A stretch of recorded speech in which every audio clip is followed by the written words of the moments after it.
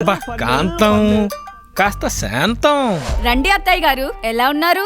ఎలాగున్నానంటావా? బాగోక పోయాననుకుంటున్నావా? అయ్యయ్యో, నేను అలా అనలేదండి. సర్లే వెళ్ళి నీళ్లు పట్టుకురా. అబ్బా, ఏంటి గ్లాసు ఇంత జిడ్డుగా ఉంది? ఆ గ్లాస్ పడేసి ఇంకో గ్లాస్ తో తీసుకురా. అయ్యో, మంచి గ్లాస్ అత్తయ్య గారు. ఇలా అన్ని వస్తువులు జిడ్డుగా ఉన్నాయని పడేస్తే అన్ని నేనే తోముకోవాలి. మీ అబ్బాయి ఏం సహాయం చెయ్యడు. ఇంకా మాట్లాపి వంట తగలేవే. సరే అత్తయ్య గారు, తగలెడతాను. అదే చేస్తాను. 2 hours later. ఏమే, వంట అయిపోయిందా?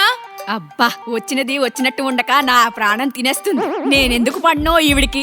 ఎన్ని పనులు చేసినా చేయలేదంటది. ఎంత బాగా వంట చేసినా ఏదో వంకలు పెడుతుంది. ఒక్క క్షణం కూర్చున్నా చూడలేదు, కళ్ళు కుట్టుకుంటాయి. అయినమ్మా ఆయనొక్కడు అమ్మా అమ్మా అమ్మా అని. వాళ్ళ అమ్మ ఏం చేసినా ఏమనడు. అన్ని నాకొచ్చే ఈ కష్టాలు. హాయిగా మంచిగా హ్యాపీగా ఉండేదాన్ని. ఈవిడ్ని తీసుకొచ్చి నా నెత్తి మీద పెట్టాడు.